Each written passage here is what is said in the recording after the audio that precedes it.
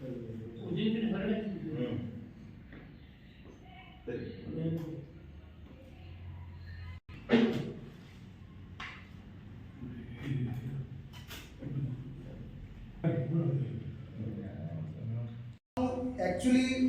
ಒಂದು ಸಮಾಜದಲ್ಲಿ ಯಾವ ರೀತಿ ಇರಬೇಕು, ಯಾವ ರೀತಿ ನಿಲ್ಲಬೇಕು, ಯಾವ ರೀತಿ ಮಾತಾಡಬೇಕು ಅಂತ ಕಲಿಸಿದ್ದು ಯಾರಾದ್ರೂ ಪತ್ರಕರ್ತ. ಯಾಕಂದ್ರೆ ನಾನು ಫಸ್ಟಿಗೆ ಕ್ಯಾಮ್ರಾ ಫೇಸ್ ಮಾಡಿದ್ದಂದ್ರೆ ಹುಬ್ಬಳ್ಳಿಯಲ್ಲಿ ಕಳಸಾ ಬಂಡ್ರಿ ಹೋರಾಟದಲ್ಲಿ ನಾನು ಫಸ್ಟ್ ಅಂದ್ರೆ ಕ್ಯಾಮ್ರಾ ಮುಂದೆ ಹೆಂಗೆ ನಿಲ್ಲಬೇಕು ಅನ್ನೋದು ಗೊತ್ತಿಲ್ಲಾಗಿತ್ತು. ಬೈಟ್ ಅಂದ್ರೆ ಗೊತ್ತಿಲ್ಲಾಗಿತ್ತು ನಮ್ಗೆ, ಯಾವ ರೀತಿ ಬೈಟ್ ತಗೋಬೇಕು, ಬೈಟ್ ಯಾವ ರೀತಿ ಕೊಡ್ತಾರೋ. ನಮ್ಮ ಸ್ನೇಹಿತರಾದ ಬಸವರಾಜ್ ಗಡದ್ ಅಂತ, ಅವರು ರಾಜ್ ನ್ಯೂಸ್ದಲ್ಲಿ ಇದ್ರು, ಆಮೇಲೆ TV9ದಲ್ಲಿ ಹೋದರು. ಈಗ ಅವರು ಕೊಪ್ಪಳದಲ್ಲಿ ಡಾಕ್ಟರೇಟ್ ಪಡ್ಕೊಂಡು ಅವ್ರು ವಕೀಲರಾಗಿ ದೊಡ್ಡ ಸೇವೆ ಸಲ್ಲಿಸ್ತಾ ಇದ್ದಾರೆ.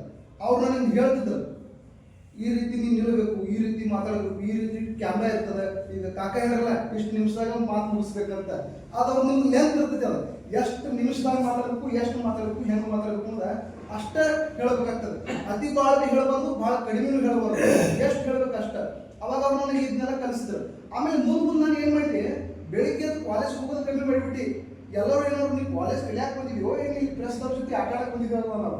ಬೆಳಿಗ್ಗೆ ಎದ್ದು ನಂದು ಬೆಳಿಗ್ಗೆ ನ್ಯೂಸಲ್ಲಿ ಫೋನ್ ಮಾಡೋದು, ಇನ್ನೇನು ಕಾರ್ಯಕ್ರಮ ಇತ್ತು ನಿಮ್ಗೆ ಅಂತ ಅವ್ರ ಹತ್ರ ಭೇಟಿ ಆಗೋದು, ಅವ್ರ ನಂಬರ್ ತಗೋದು, ಅಲ್ಲಿ ಕಾರ್ಯಕ್ರಮಕ್ಕೆ ಹೋಗೋದು. ಅವ್ರು ನಿಜವಾಗ್ಲೂ ಹೇಳ್ತೀನಿ, ಪ್ರೆಸ್ ಅಂದ್ರೆ ಹೆಂಗಿತ್ತು ಅಂದ್ರೆ ತಮ್ಮ ಗಾಡಿ ಮ್ಯಾಲ ನಮ್ಮನ್ನು ಕುಣಿಸ್ಕೊಂಡು ಹೋದ, ನಮ್ಮನ್ನು ಸ್ಟೇಜ್ ಮೇಲೆ ನಿಲ್ಲಿಸಿ ನಮ್ಮದು ವಿಡಿಯೋ ಮಾಡಿ ನಮ್ಮನ್ನು ಹೈಲೈಟ್ ಮಾಡ್ತಾರಂತ ಎಷ್ಟೇ ಐತೆ. ಯಾಕಂದ್ರೆ ಯಾರು ಮಾಡ್ತಾರೆ ಗೊತ್ತು, ನಾವು ಇವ್ರಿಗೆ ನಮ್ಗೆ ಏನು ಋಣ, ನಿಮಗೂ ನಮ್ಗೆ ಏನು ಋಣ ಸಂಬಂಧ. ಈಗ ನಮ್ಮ ಮನೆ ಒಂದು ಕಾರ್ಯಕ್ರಮದಾಗ ಒಂದು ಕತ್ತಿ ಹೇಳಿ, ಆ ಕತ್ತಿ ನಾನು ಓದಿದ್ದಲ್ಲ, ತಿಳ್ಕೊಂಡಿದ್ದಲ್ಲ, ನಮ್ಮ ಸುರೋಷ ಕಾಕ ಹೇಳಿದ ಕತ್ತಿ ಅದು. ಅಂದ್ರೆ ನಾವು ಶಾಲೆ ಇರಂಗಿಲ್ಲ, ನಮ್ಮನ್ನು ಶಾಲೆ ಮಾಡೋರು ನೀವು. देशी शाळेत घेऊन दुसरा मात्र खडगतकिंत आज दिवशी आलो होतो आणि माझी जी काही मतं होती, माझं जे काही आठवण आहे ते आपल्यासमोर ठेवलं होतं. त्यामुळे आज खऱ्या अर्थानं सरांना ऐकायला पाहिजे, कारण की त्यांनी बराच काळ पत्रकारितेमध्येही घालवलेलं आहे. मला पहिल्यांदाच कळलं आणि मला आनंद झाला या गोष्टीचा, कारण की माझीही सुरुवात पत्रकार म्हणून झालेली होती करिअरच्या दृष्टिकोनातून. आणि बाळशास्त्री जांभेकरांच्या बाबतीत ज्या काही गोष्टी महत्त्वाच्या आहेत त्या सांगितलेल्या आहेत जोशी सरांनी किंवा सरांनी वगैरे. पण मला एक आवर्जून सांगावंसं वाटतं की जेव्हा भारतातील वृत्तपत्राचा इतिहास अभ्यासतो त्यावेळी प्रथमतः मुद्रणकला कधी विकसित झाली हे आपल्या लक्षात येतं. जेव्हा कागद आणि मुद्रणकला अस्तित्वात आली त्यानंतरच वृत्तपत्र छापायला लागली की वृत्तपत्र काढायला सुरुवात झाली. त्यानंतर भारतातलं जर पहिलं वृत्तपत्र कोणतं असं जर आपण लक्षात घ्यायचं असेल तर ते बंगाली गॅझेट होतं. म्हणजे 1666 ला जेव्हा इंग्लंडमध्ये लंडन गॅझेट सुरू झालं होतं त्यावेळेस भारतामध्ये एक ब्रिटिशर ज्यांचं नाव जेम्स हॅकी नाव होतं, ते 1780 रोजी बंगाली गॅझेट त्यांनी सुरू केलं. तर हे बंगाली गॅझेट त्यांनी का सुरू केलं होतं भारतामध्ये, तर ते ब्रिटिश अधिकारी आहेत भारतामध्ये, तर ते अनेक प्रकारचे अत्याचार करायचे, अनेक प्रकारचे भ्रष्टाचार करायचे, अन्याय करायचे. तर ते सगळे विषय उघडकीला यावेत आणि जनतेला कळायला पाहिजे म्हणून त्यांनी बंगाली गॅझेट सुरुवात केली होती. भारतीय भाषेतलं पहिलं वृत्तपत्र केव्हा सुरू झालं तर ते साधारणतः 1820 ला गुजराती भाषेमध्ये सुरू झालं होतं, मुंबईयाना समाचार म्हणून.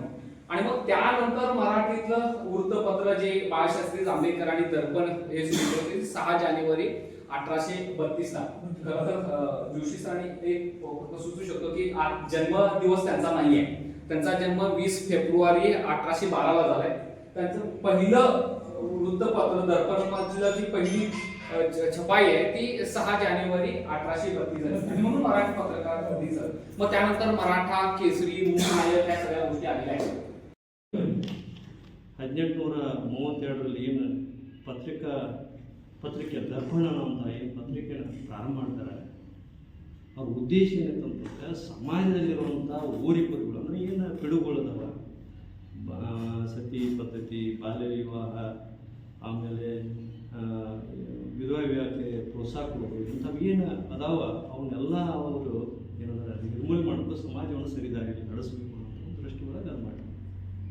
ಅದಕ್ಕಿಂತ ಪೂರ್ವದಲ್ಲಿ ರಾಷ್ಟ್ರ ಮಟ್ಟದಲ್ಲಿ ಬೆಂಗಾಲ್ ಗೆಜೆಟನ್ನು ಪ್ರಕಟ ಮಾಡಿ. ಆ ಬೆಂಗಾಲ್ ಗೆಜೆಟ್ ಉದ್ದೇಶ ಏನಂದ್ರೆ ವಾರ್ನ್ ಹೆಸ್ಟಿಂಗ್ ಏನು ಬ್ರಿಟಿಷ್ ಆಳ್ವಿಕೆ ಏನಿತ್ತಲ್ಲ, ಅವರು ಈ ಸಮಾಜದಲ್ಲಿ ಸಾಮಾನ್ಯ ಜನರು ಮತ್ತು ಜೊತೆಗೆ ಈ ಭಾರತೀಯರ ಮೇಲೆ ಆಗುವಂಥ ಶೋಷಣೆಯನ್ನು ತಡೆಗಟ್ಟಬೇಕು ಅಂತ ಹೇಳಿ ಅವರು ಅದನ್ನು ಪ್ರಾರಂಭ ಮಾಡಿದರು. ವಿಶೇಷವಾಗಿ ಅವರ ಜೇಮ್ಸ್ ಅಗಸ್ಟನ್ ಹಿಕೆ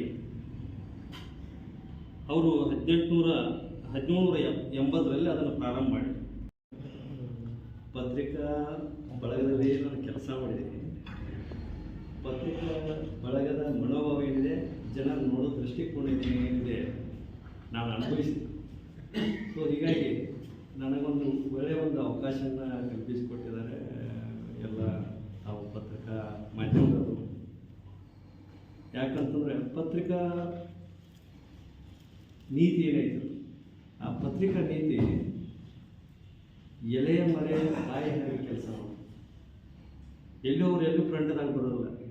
ಆದರೆ ಸಿದ್ದರಾಮಯ್ಯನ ತಯಾರು ಮಾಡೋದಾಗಲಿ, ಮೋದಿಯವರನ್ನು ತಯಾರು ಮಾಡೋದಾಗಲಿ ಪತ್ರಿಕಾ ಬೇರೆದಾರು ಯಾರೂ ತಯಾರು ಮಾಡೋದು.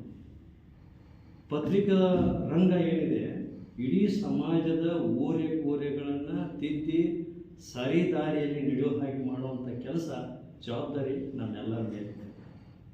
ಅಂಥ ಕೆಲಸ ಮಾಡೋದು. विशेषವಾಗಿ ಈ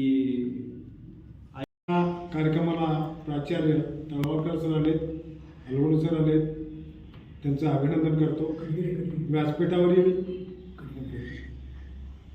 जिल्हा संचालक सुकुमार बनवले, युवा न्यायवादी कटेगिरी ओके सिद्धय्या हिरेमठ सर, त्याच्यानंतर सगळे पत्रकार बंधू.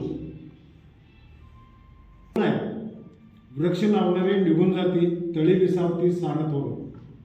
स्वातंत्र्याचा पक्ष असू दे, पत्रकारितेचा विषय असू दे, सामाजिक कार्याचा विषय असू दे, झाड लावणाऱ्याकडे लावून निघून जातो. मग त्या विशाल वृक्षाच्या छायेत त्याची फळं चाकायला आम्ही लोक, आमची पिढी आत्तापर्यंतकडे वागत आली. जगातल्या देशातल्या आपल्या भाषेवर, सगळ्यांच्याच भाषेवर जर गंडांतर कोण आणलं असेल तर ते इंग्रजांनी. त्यांच्या मातृभाषेवर आणलं असेल तर ते इंग्रजांनी.